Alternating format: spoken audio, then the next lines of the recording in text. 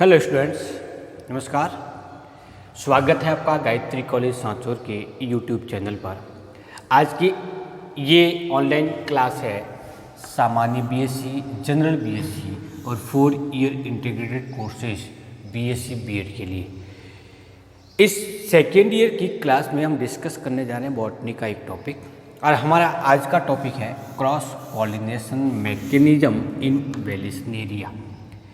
इससे पहले हमने मैकेनिज्म ऑफ क्रॉस पॉलिनेशन के अंतर्गत कैलोट्रोपिस में मैकेनिज्म पढ़ी थी और दूसरी पढ़ी थी साल्विया में इंसेक्ट मैकेनिज्म।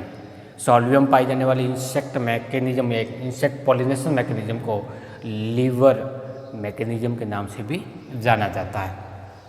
तो उन दो पादपों में पाए जाने वाले विशिष्ट कीट परागण की प्रक्रिया को समझने के बाद में आज हम पढ़ रहे हाइड्रोफिली या वाटर पॉलिनेशन के अंतर्गत पाए जाने वाले स्पेशल टाइप्स के रूप में। और इसके लिए आज एग्जाम्पल जो लिया जा रहा है वो है वेलिस्नेरिया। जैसा कि हम जानते हैं कि वेलिस्नेरिया एक एक्वेटिक प्लांट है और ये एक्वेटिक प्लांट पूर्ण रूप से पानी के अंदर डूबा हुआ होता है, सबमर्ज्ड कंडीशन में पाया जाता है, निमग्न जलीय पादप के रूप में उसको जानते हैं। इस प्लांट की जब एडेप्शंस की बात की जाती है, एक्वेटिक एडेप्शंस के लिए या जलीय अनुकूलन के लिए, तो सबसे पहली बात करते हैं इसकी लीफ की। ये लीफ होती है वो रिबन समान होती है, इसके समान होती है रिबॉन समान। रिबॉन का मतलब होता है फ्लैट लीफ होती है, लगभग ट्रांसपेरेंस होती है और फ्लैट या रिबॉन लाइक होने के कारण ये जल धाराओं के साथ में आसानी से उत्पन्न होने वाले बल को सहन कर सकती है। तो ये रिबॉन लाइक लीफ इस प्लांट को सबमर्ज्ड एक्वेटिक कंडीशन के लिए एडेप्टिव करता है। इस प्लांट के जो रूट होती है वो छोटी होती है, स्मॉल रूट होती है, और ये रूट मूल रूप से इसके जल के आधारीय सतह से सरफेस से जुड़ी हुई होती है। प्लांट जब पूर्ण रूप से पानी के अंदर डूबा हुआ होता है तो सीधी सी बात है, इसमें जल के द्वारा पॉलिनेशन की प्रक्रिया संपन्न होगी। तो हो सकता है कि जल के अंदर परागकणों को मुक्त कर देते हैं, कौन से जलीय पादप, और मुक्त करने के बाद में उन जलीय पौधों की पॉलन ग्रेन की डेंसिटी वाटर की डेंसिटी के बराबर होने का वो आसानी से उसके साथ में तैरते हुए पानी के अंदर मिले हुए दूसरे प्लांट तक पहुंचते हैं और उसकी वर्ती एकाग्र पर स्थानांतरित हो जाते हैं। लेकिन वेलिस्नेरिया में थोड़ा सा भिन्न प्रकार का पॉलिनेशन पाया जाता है। वेलिस्नेरिया का प्लांट है वो मोनोसियस है। मोनोसियस का मोनो सिंगल, एक ही प्लांट पे दोनों प्रकार के फ्लावर, मेल फ्लावर और फीमेल फ्लावर पाए जाते हैं। जिस प्रकार से जियामेज भी मोनोसियस प्लांट था और लेकिन उसकी फ्लावर भी वो यूनिसेक्सुअल है, ठीक इसी प्रकार के वेलिस्नेरिया की भी फ्लावर है वो यूनिसेक्सुअल कंडीशन के हैं, अर्थात मेल फ्लावर अलग है और फीमेल फ्लावर अलग है। सबसे पहली बात करते हैं मेल फ्लावर की। तो ये जो फ्लावर है वो मेल फ्लावर एक छोटे से पेडंकल के द्वारा या पुष्प वृंत के द्वारा इसके आधारीय भाग या स्तंभ से जुड़ा हुआ होता है। मुख्य प्लांट जो दिख रहा है वो लीफ है इसके आधारीय भाग में छोटा सा हार्सित प्रकार का या रिड्यूस टाइप स्टेम पाया जाता है और रूट पाया जाता है। तो स्टेम की पर्व संधि से ये जुड़ा हुआ होता है। जब फ्लावर पूर्ण रूप से मैच्योर हो जाता है, कौन सा फ्लावर, मेल फ्लावर जब मैच्योर हो जाता है तब वो बंद अवस्था के अंदर ही पर्णवृंत से पृथक होकर या पुष्पवृंत से पृथक होकर के धीरे धीरे ऊपर की ओर बढ़ता है। क्यों बढ़ेगा ऊपर? क्योंकि फ्लावर का डेंसिटी कम है, जल की डेंसिटी कम है, इसलिए वो पानी की ऊपरी सतह तक आता है। किसके कारण? पुष्पवृंत के विघटित होने के कारण। और ये जल धाराओं के साथ में बहता हुआ मादा पुष्प या फीमेल फ्लावर तक पहुंचता है। क्योंकि प्लांट मोनोसियस टाइप का है इसलिए इसी से ही कोई दूसरे प्रकार का फीमेल फ्लावर विकसित होगा तो उसके पास में भी जा सकता है और दूसरे प्लांट के फीमेल फ्लावर के साथ में भी जा सकता है। ये डिपेंड करता है कि जलधारा किस दिशा के अंदर बह रही है। दूसरा जो फ्लावर होता है वो फीमेल फ्लावर कहलाता है। फीमेल फ्लावर, ये फीमेल फ्लावर एक स्पाइरल पुष्पवृंत की सहायता से जुड़ा हुआ होता है। प्रारंभिक अवस्था में जब फ्लावर पूर्ण रूप से विकसित प्रकार का नहीं था, इमेच्योर था, उस समय ये स्पाइरल पुष्पवृंत संकुचित होने के कारण इसके आधारीय भाग में ही स्थित होता है।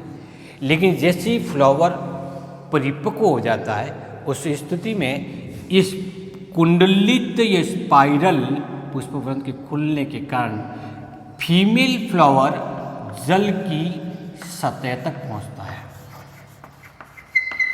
कहाँ तक पहुंचा ये? जल की सतह तक। पूरा प्लांट है वो पानी के अंदर डूबा हुआ होता है।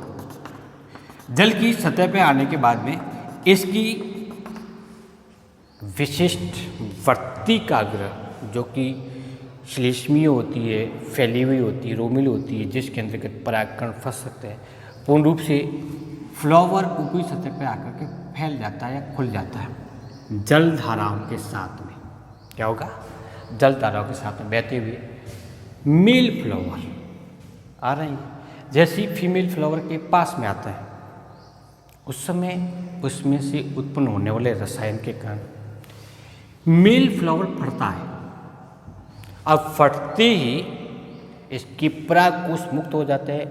वो हवा के संपर्क में आने के कारण परिस्फुटित हो जाते हैं, टिहेंस हो जाता है इसका, जिसके फलस्वरूप पॉलन ग्रेन तीव्रता से स्टिग्मा के ऊपर ट्रांसफर हो जाता है। इस प्रकार के पॉलिनेशन की प्रक्रिया संपन्न हो जाती है।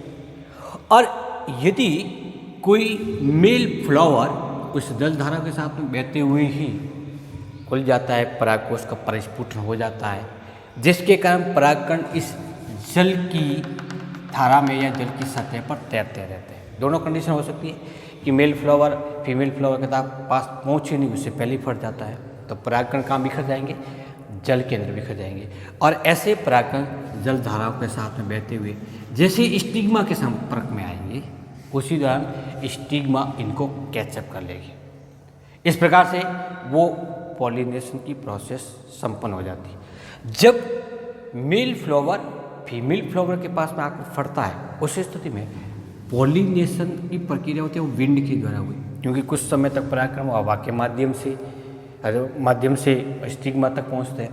लेकिन जब मेल फ्लावर जल धाराओं के साथ में फट जाता है उस समय परागकण वाटर के द्वारा स्टिग्मा तक पहुंचता है। तो दोनों प्रकार के हो गए। कौन कौन सा होगा? जल भी हो गया और वायु परागण भी हो गया। विशिष्ट परागण इसीलिए कहलाता है क्योंकि इसमें पाई जाने वाली पुष्पीय संरचना विशेष प्रकार की है और सामान्यतः मेल फ्लावर फीमेल फ्लावर के पास में जाकर के परिस्फुटित होता है या फटता है, जिसके कारण परागकण है वो स्टिग्मा के ऊपर ट्रांसफर होता है। जैसे ही पॉलिनेशन की प्रक्रिया समाप्त हो जाती है, कुंडलित पुष्पवृंत अभी भी फीमेल फ्लावर इससे जुड़ा हुआ है। कुंडलित पुष्पवृंत वापस संकोचित होने के कारण ये फीमेल फ्लावर पॉलिनेशन के कारण बंद होकर वापस इस प्लांट के आधारीय भाग की ओर खींच लिया जाता है। किस जगह पे आ गया? इस जगह पे आ गया। अब पॉलिनेशन के बाद के आगे के जितने भी परिवर्तन डेवलपमेंट है वो इस पुष्प के आधारीय भाग में आधारीय भाग तक पहुंचने के पश्चात संपन्न होते हैं।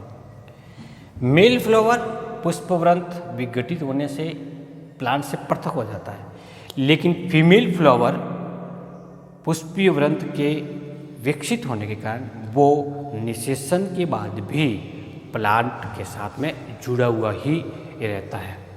तो इस प्रकार से एक एक्वेटिक प्लांट में फ्लावर स्ट्रक्चर अलग होने के कारण विशिष्ट प्रकार का पॉलिनेशन की प्रक्रिया पाई जाती है। पॉलिनेशन के रूप में हमने पढ़ा है सेल्फ पॉलिनेशन और क्रॉस पॉलिनेशन के टाइप्स, उसके अंदर पाए जाने वाले एडेप्शंस के बारे में। इसके अलावा हमने विशिष्ट पॉलिनेशन के अंतर्गत डिस्कस किया था कैलोट्रोपिस में, साल्विया में और वेलेस्नेरिया के अंदर पाए जाने वाले। इसी प्रकार के एनेमोफिली के लिए भी एक स्पेशल टाइप्स की प्रोसेस देखी थी, वो थी जियामेज के अंतर्गत। जब पॉलिनेशन की प्रक्रिया संपन्न हो जाती है अर्थात कोई पॉलन ग्रेन, ये क्या है? Pollen grain. पॉलन ग्रेन जब स्टिग्मा तक पहुंचता है तो उस प्रोसेस को हमने क्या नाम दिया था? पॉलिनेशन की क्रिया होती, अर्थात पॉलिनेशन संपन्न हो चुका है। अब ये जो पूरी स्ट्रक्चर वो कार्पल की है, या पिस्टल की है, जिसके अंदर स्टाइल है, इसके अंदर पाया जाने वाला द्वैपागी फूली हुई संरचना इसकी ओवेरी कहलाती है। अब आगे का परिवर्तन जो प्रक्रिया होगी वो फर्टिलाइजेशन प्रोसेस को प्रारंभ करता है। होगा क्या, सबसे पहले पोलन ग्रेन यहाँ पे आया हुआ है, तो इसमें से कई सारे, जरूरी नहीं कि एक ही पोलन ग्रेन आया हो, बहुत सारे पोलन ग्रेन आ सकते हैं। और ये भी हो सकता है कि वो उसी जाति का हो या दूसरी प्रजाति का हो, दूसरे प्लांट जो उससे संबंधित नहीं है वो भी पोलन ग्रेन यहाँ पर आ सकते हैं, संभव है यहाँ पर। जैसे ये पादप का है, बी का या सी का या डी का है, अलग अलग भी हो सकते हैं। लेकिन हमेशा फर्टिलाइजेशन की प्रोसेस के अंतर्गत उसमें सजातीय युग्मों का ही सम्मिलन होता है, इसके अलावा नहीं होता। तो सबसे पहले जो पोलन ग्रेन इस वर्तिकाग्र पे आया हुआ है वो सामान्य तौर पर 2 कोशिकीय होता है। कितने कोशिकीय हुआ? 2। एक तो वेजिटेटिव सेल होती है और दूसरी होती है जर्म सेल। ये हमने कब पढ़ा था? जब हमने पढ़ा था डेवलपमेंट ऑफ मेल गैमेटोफाइट, उस कंडीशन में देखा था pre pollination development and after pollination development. तो ये 2 सेल स्टेज के अंतर्गत यहाँ पे सामान्य पौधों के अंतर्गत आ जाता है। इस पोलन ग्रेन के अंदर बाहरी भाग को पाई जाने वाली संरचनाओं को एक्साइन कहते हैं, जबकि आंतरिक संरचनाओं को पाई जाने वाली को इंटाइन कहते हैं। सबसे पहले क्या होगा कि इस स्टिग्मा और पोलन ग्रेन के मध्य कोई विशेष प्रकार का इंटरेक्शन होगा, एक अंतःक्रिया होगी, जिसके कारण सजातीय पोलन ग्रेन ही इस स्टिग्मा पर जर्मिनेट हो पाते हैं और शेष नष्ट हो जाते हैं। पोलन ग्रेन और स्टिग्मा के मध्य होने वाली एक केमिकल रिएक्शन, एक केमिकल इंटरेक्शन, जिसके फलस्वरूप पोलन ग्रेन डेवलप होकर के जर्म ट्यूब का निर्माण करता है, उस प्रोसेस को पिस्टिल पोलन इंटरेक्शन के नाम से जानते हैं। या फिर इसको क्या कहेंगे हम इनको ये कह सकते हैं स्त्रीकेसर परागकण पारस्परिक क्रिया। अब इस क्रिया में होगा क्या? इस क्रिया में होगा कि स्टिग्मा के ऊपर पाए जाने वाले पदार्थ अपघटित होंगे, जिसके फलस्वरूप जर्म पोर में पाए जाने वाली प्रोटीन बाहर निकलेगी, इंटाइन जर्म नलिका का छोटा सा संरचना निर्मित होगी और फिर ये पोलन ट्यूब इस स्टाइल से होते हुए इसके आधारीय भाग में स्थित अंडाशय तक पहुंचती है। इस क्रिया को क्या नाम देंगे? फर्टिलाइजेशन की प्रक्रिया प्रोसेस प्रारंभ हो जाएगी। लेकिन उससे पहले हम ये देखते हैं कि इस स्टिग्मा पे आए हुए बहुत सारे पोलन ग्रेन में से कुछ पोलन ग्रेन जर्मिनेट हो पाते हैं, कुछ जर्मिनेट नहीं हो पाते। हमने सेल्फ पॉलिनेशन के अंतर्गत देखा था कि प्लांट बाइसेक्सुअल है तो उसमें 100% सेल्फ पॉलिनेशन होगा, लेकिन फिर भी कुछ प्लांट ऐसे होते हैं जिसमें क्रॉस पॉलिनेशन पाए जाते हैं। एक इंटरेक्शन को पढ़ने से पहले छोटी सी टॉपिक का डिस्कस कर लेते हैं कि मान लेते हैं ये पोलन ग्रेन इसी प्लांट का है, खुद का ही है, लेकिन फिर भी ये इसके ऊपर अंकुरित नहीं होता। इसी प्लांट या उसी प्रजाति का परागकण उसी प्रजाति की स्टिग्मा पर अंकुरित नहीं होता। इस क्रिया को नाम देते हैं सेल्फ स्टेरिलिटी। क्या नाम देंगे? स्वबंधिता अथवा स्व इनफर्टिलिटी या स्व अनिश्चितता। तो हम अगले टॉपिक्स के अंदर डिस्कस करेंगे पिस्टल पोलन इंटरेक्शन को और उसके साथ में सेल्फ स्टेरिलिटी या स्वबंधिता, स्व अनिश्चितता क्या होती है, स्वबंधिता क्या होती और कितने प्रकार की होती है। Thank you.